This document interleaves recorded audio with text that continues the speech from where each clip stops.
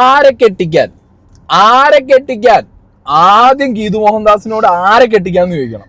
എന്ത് കോണോത്തിലെ സാധനം എടുത്തു വെച്ചിട്ടുള്ളത്. നല്ലൊരു ഓണം പ്ലക്കി വിട്ടു യശും ഗീതു മോഹൻദാസും എല്ലാവരും കൂടിയിട്ട്. ഹൗ, എനിക്ക് ഭ്രാന്ത് പിടിച്ചിട്ടുണ്ടല്ലോ തിയേറ്ററിൽ ഇരുന്നിട്ട്. ഏത് വഴിക്ക് ഇറങ്ങി ഓർഡർ എന്നുള്ളത് ഒരു പിടുത്തോണ. പിന്നെ മരവിച്ചു പോയി അല്ല മരവിച്ചു പോയി. പൈസ കൊടുത്താലും ഞാൻ കൊടുത്ത പൈസ എനിക്ക് ഇറങ്ങി ഓടിക്കൂടാ. പക്ഷെ കയ്യും കാലും മരവിച്ചിട്ടേ എന്താ ചെയ്യേണ്ടതെന്ന് ഒരു നിവർത്തി ഉണ്ടായി പോയില്ല. കാരണം രാവിലെ മലപ്പുറത്തുനിന്ന് 5 മണിക്ക് നീച്ച് 6:45 ഷോന് കോഴിക്കോട് വന്നിട്ട് മരവിച്ച് പോവാന്നൊക്കെ പറഞ്ഞാണ്ടല്ലോ. ഓഫ്, ആരെ കെട്ടിക്കാന്ന് ഞാൻ വീണ്ടും ചോദിക്കാണ്. എമ്മാതിരി സാധനം എടുത്തു വെച്ചിട്ടുള്ളത്. ഒരു പടം ഓക്കെ ഇത്രയും 500 കോടിയോ 600 കോടിയോ കണ്ട് ബഡ്ജറ്റിൽ ഉണ്ടാക്കുക എന്ന് പറഞ്ഞാൽ അതിനാദ്യം ഒരു കഥ വേണം. ബേർ മിനിമം ഒരു സ്റ്റോറി ലൈൻ വേണം. ഇനി ഒരു സ്റ്റോറി ലൈൻ കുറച്ച് വീക്ക് ആണെങ്കിൽ അത് സ്ക്രീൻ പ്ലേയിലൂടെ മെച്ചാക്കാൻ ഡയറക്ടറുടെ ഭാഗത്തുനിന്ന് ഒരു എഫേർട്ട് വരണം. ഇത് എന്തോന്നറിയത്? യഷിന് ആദ്യമായി ലോക സിനിമയിൽ ഒരു 10,000 ആളെ കൊന്നു കാണിക്കാൻ വേണ്ടിയിട്ട് ഒരു പടം എടുത്ത് വെച്ചതാ. എത്ര തോക്കിന് ഉണ്ടയ്ക്ക് വിലയില്ല. ആൾക്കാർ മരിക്കണേനൊരു കണക്കില്ല. ഞാൻ എന്റെ ലൈഫിൽ ഇന്നേ വരെ ഒരു സിനിമയിൽ ഇത്ര ആള് മരിച്ചു കണ്ടിട്ടില്ല. നീക്കണോ കൊല്ലണോ മരിച്ചു വീണു, നീക്കണോ കൊല്ലണോ മരിച്ചു വീണു, കല്ല് കുടിക്കുന്ന സിഗരറ്റ് അടിക്കണോ പ്ലക്കണോ, കല്ല് കുടിക്കുന്ന സിഗരറ്റ് അടിക്കണോ പ്ലക്കണോ കൊല്ലണോ. ഇതെന്നെ പരിപാടി. എന്തെന്നാ ഇത്? ആള് മരിച്ചു വീണേനൊന്നു ഫാന്റസി ആകാം, ഫെയറി ടൈൽ ആവാം, വാട്ടെവർ, എന്ത് ബുൾഷിറ്റ് വേണമെങ്കിലും എടുത്തു വെച്ചോ. ഇതിനകത്ത് ലോജിക്കും ഞാൻ അപ്ലൈ ചെയ്യുന്നില്ല. പക്ഷെ ഈ ലോജിക്കില്ലായ്മയിലും ഉണ്ടല്ലോ എവിടെയെങ്കിലും നമുക്കൊരു ലോജിക്കിന് ഇത്രയും, അതുപോലും വർക്കൗട്ട് ആവുന്നില്ല. ഇത് കാണാൻ പോകുമ്പോ അടിച്ചിട്ട് പോകണം. കള്ളുകൂടി പ്രോത്സാഹിപ്പിക്കുക.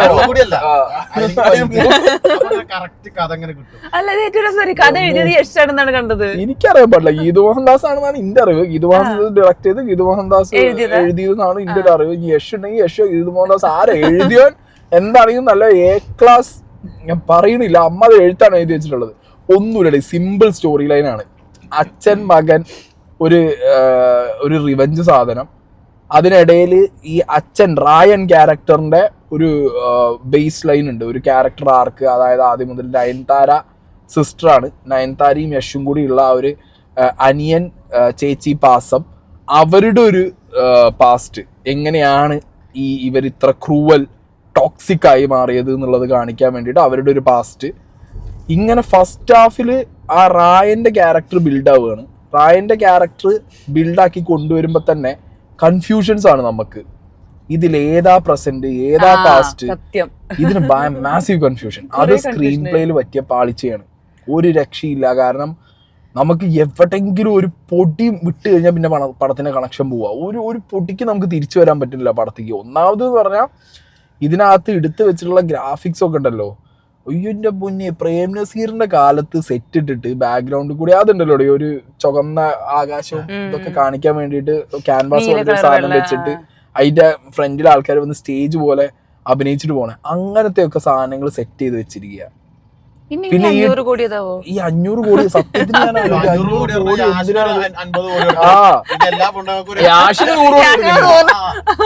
അതായത് യാഷിനെ പോലെ മാസ് ഇത്രയും കൊടൂരമായി ചെയ്യാൻ പറ്റുന്ന ഒരാളെ കൈ കിട്ടിയിട്ട് അയാളെ ഒരുമാതിരി എലിവാണം പോലെ ആക്കി വിട്ട്. സീരിയസ്ലി മാൻ, ഒരു രീതിയിലും മാസിന്റെ ഒരു അടുത്ത് പോലും യശിനെത്താൻ പറ്റില്ല. അല്ലെ, മാസിന്റെ ഒരു അടുത്ത് പോലും യശിനെത്താൻ പറ്റില്ല. അയാൾ ചെയ്തു വെച്ച ബെഞ്ച് മാർക്ക് എന്താ? റോക്കി. ആ റോക്കിന്റെ 7 അയൽവക്കത്ത് എത്താൻ പറ്റാതെ പോയി രായൻ. ഇത് പൂക്കി സാധനമായി. ഒരു സ്വാഗ് ഒന്നുമില്ല. സ്നേഹമുള്ള കാര്യം പറഞ്ഞ ചുണ്ടമ്പളം കടിച്ചു വെച്ച പോലെ മീശയും പിരിച്ചു വെച്ച് എന്താണാവോ. എന്താണെങ്കിലും ഫസ്റ്റ് ഹാഫ് മൊത്തം എനിക്ക് ഈ സിനിമയിൽ ആകെ വർക്കായത് ഒരൊറ്റ ആളാ, നയൻതാരേന്റെ പെർഫോമൻസ് ഓക്കെയാണ്. നയൻതാരേന്റെ ക്യാരക്ടറിന്റെ ആ സ്റ്റോറി ലൈനും ഒരു പരിധി വരെ നമുക്ക് കൺവിൻസിങ് ആണ്. അതിനപ്പുറത്തേക്ക് ഇതിനകത്ത് നയൻതാര പിന്നെ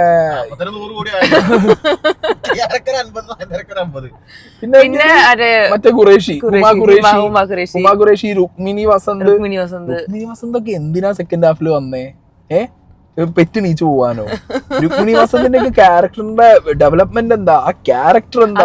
ഒന്നുമില്ല. ആ ക്യാരക്ടർ അച്ഛന് വേണ്ടിയിട്ട് എന്തോ ഭീഷണിപ്പെടുത്താൻ വേണ്ടി വന്നതാണ്. ഫസ്റ്റ് ഹാഫ് മൊത്തം ഈ ഗോവ ബേസ്ഡ് ഗാങ്സ്റ്റർ ആയി മാറാൻ ഇവർക്കൊരു തന്ത്രമുണ്ട്. ഈ രായനും ഒരു അച്ഛനുണ്ട്. അതായത് ടോക്സിക് ആയിട്ടുള്ള ഈ വയലന്റ് അനിമൽ ആയിട്ടുള്ള രായൻ എന്ന് പറഞ്ഞിട്ടുള്ള ആ ഒരു യഷിന്റെ ക്യാരക്ടറിന് അതിനൊരു അച്ഛനുണ്ട്. അതായത് നയൻതാരയ്ക്കും ഇയാൾക്കൊരു അച്ഛനുണ്ട്. ആ അച്ഛനെ അമ്മ കൊന്ന്. ആ അച്ഛനാണെന്ന് കാണിച്ചിട്ടില്ല. അങ്ങനെ ഇത് ടൈം ലൈൻ പോണത് ജസ്റ്റ് നമ്മളുടെ ഇൻഡിപെൻഡൻസ് കിട്ടിയ ടൈം മുതലാണ് കഥ കാണിക്കുന്നത്. ഗോവ ബേസ്ഡ് ഗാങ്സ്റ്റർ സാധനത്തിൽ ഒപ്പിയം കടത്ത്. ഞാൻ ഒപ്പിയം കടത്തൊക്കെ വരും. എവിടെ ഒപ്പിയം കടത്തും വന്നില്ല, ഒരു കോപ്പും വന്നില്ല. അങ്ങനെ അത് ബേസ് ചെയ്തിട്ട് പിന്നെ കുറെ ചൈന കണക്ഷനുമായിട്ട് ഈ സാധനം കൊണ്ടുപോകാന്ന് വിചാരിച്ചു. അതും നടന്നില്ല.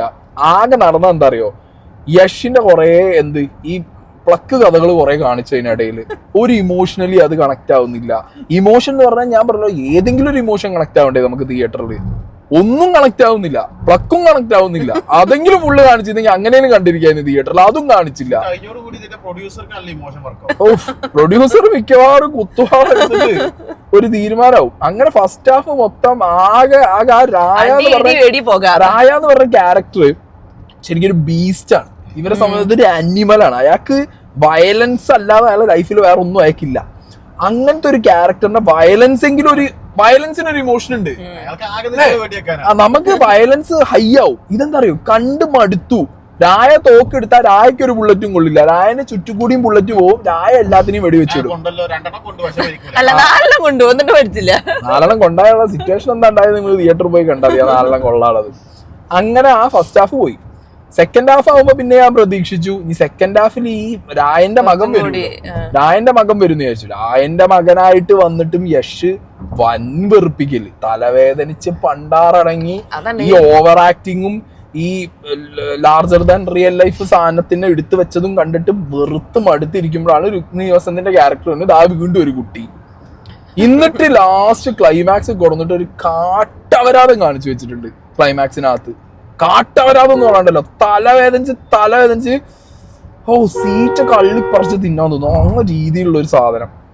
അങ്ങനെ ആകെ മൊത്തം എന്റെ പൊന്നു എമ്മാതിരി വെറുപ്പിക്കലെന്ന് പറയും സാധനം. ഒരു ആസ്പെക്ടിലും പടം ഹൈ ആവുന്നില്ല.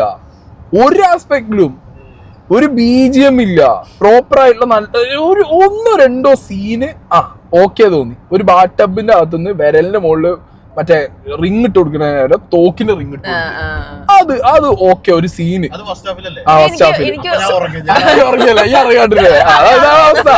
തുറന്നു പറയാ ഉറങ്ങിയത്. സെക്കൻഡ് ഹാഫില് വേറൊരുത്തനെ കൊന്നപ്പോ പൈപ്പിന്റെ മുകളിൽ കുത്തി കയറ്റുന്ന ഒരു സീനുണ്ട്. ഓക്കെ, ഇത് രണ്ടും അല്ലാതെ എന്തെന്നാണ് ഇതിനൊരു സീൻ ഇഷ്ടപ്പെട്ടു. കിയാര മറ്റേ വെള്ളത്തിൽ മുങ്ങി പോയി ഇങ്ങനെ മത്സ്യകന്യകയാവണത്. പെണ്ണുങ്ങളെ ഒബ്ജക്ടിഫൈ ചെയ്യരുത് അങ്ങനെ ഇങ്ങനെ എന്നൊക്കെ പറഞ്ഞ ആൾക്കാരാണ് ഇതിനകത്ത് ചെയ്തു വെച്ചിരിക്കുന്നത്.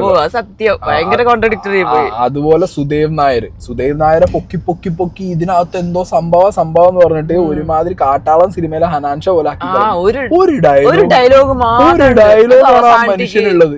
ബാക്കിയൊക്കെ നടക്കുക ഇരിക്കുക വെടി. അതായത് യശ് ഒരു 100 അളക്കുന്ന സുദേവ് നായർ ഒരു 50 മനസ്സിലായോ? അതായത് അതാണത് ഒരു എന്താ പറയാ സൈഡ് സെറ്റപ്പ്. ഇന്ന ഡയലോഗും ഇല്ല. പിന്നെ എന്തിനാണ് അയാൾ ഇത്രയും ഹൈപ്പ് ചെയ്ത് പൊക്കിന്നേ? ഇന്റർവ്യൂലൊക്കെ ഇരുന്ന് പൊക്കായിരുന്നു ഇയാൾ അങ്ങനെയാണ് ഇങ്ങനെ. ഡയലോഗ് കൊടുത്തൂടെ? അതും ഇല്ല. എനിക്ക് തോന്നുന്നു വല്ല 10 മണിക്കൂറാവും ചിലപ്പോ സിനിമ ഷൂട്ട് ചെയ്തിട്ടുണ്ടാവുക. ആകെ ഡയലോഗ് കൂടുതലുള്ള ആർക്കറിയാം? നല്ല ഡയലോഗ് അറിയണ്ട്. പിന്നെ നോക്കിനും പറഞ്ഞ പോലെ ചിലപ്പോ 10 മണിക്കൂർ സിനിമ ഷൂട്ട് ചെയ്തിട്ടുണ്ടാവും. അല്ല, കട്ട് ചെയ്തിട്ട് എന്താ അറിയോ, ഈ എഡിറ്റർക്ക് ഭ്രാന്ത് പിടിച്ചിട്ടുണ്ടാവും. കാരണം ഇതിൽ എന്ത് വെച്ചാലും ഇത് നന്നാവും. പിന്നെ അതൊരു കണക്ഷൻ വേണ്ട ഈ സാധനത്തിന്.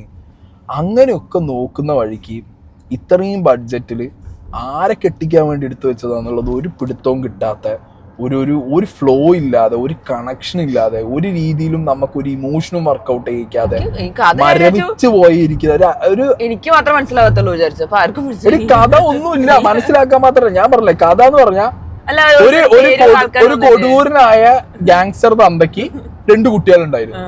അമ്മ പോക്കായിരുന്നു.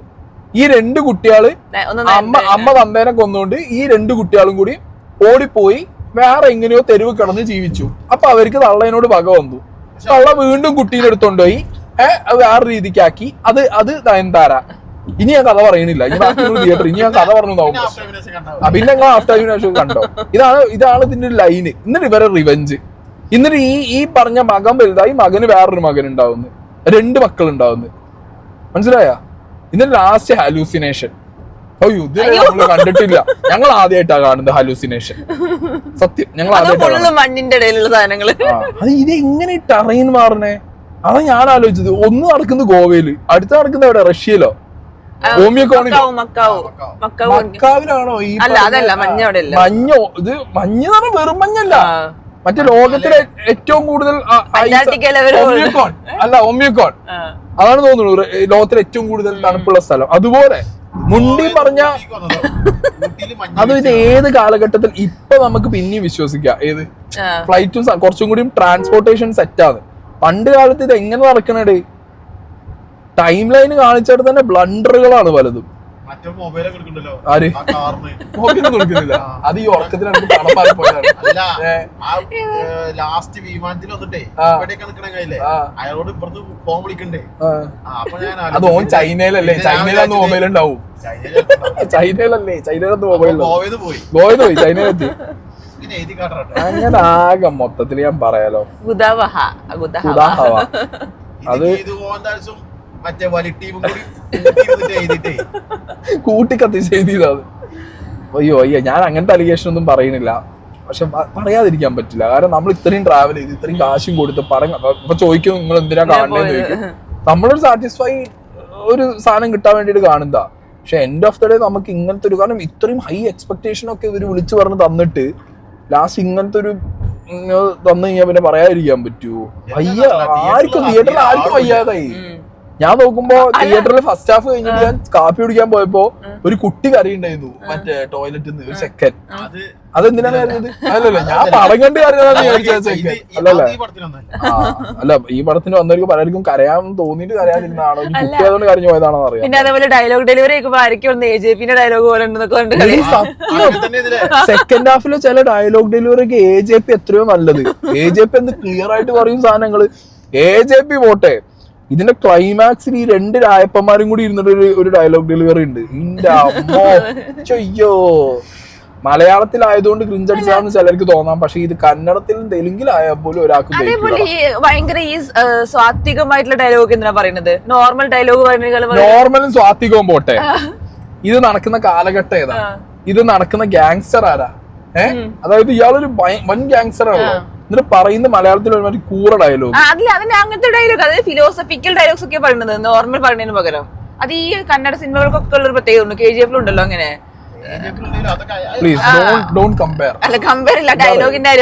അതുപോലെ ഇത്രയും പൈസ മുടക്കിയെടുക്കുമ്പോ അറ്റ്ലീസ്റ്റ് ഞാൻ പറഞ്ഞല്ലോ, ഒരു ഗ്രാഫിക്സ് കാണിക്കുമ്പോഴെങ്കിലും ഒരു ക്വാളിറ്റി കാണിക്കണം.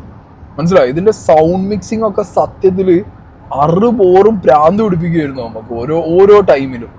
യഷിനെ വെറുപ്പിച്ച് തന്നു ഈ മോഹൻദാസ് കയ്യില്, വെറുപ്പിച്ച് തന്നു യഷിനെ.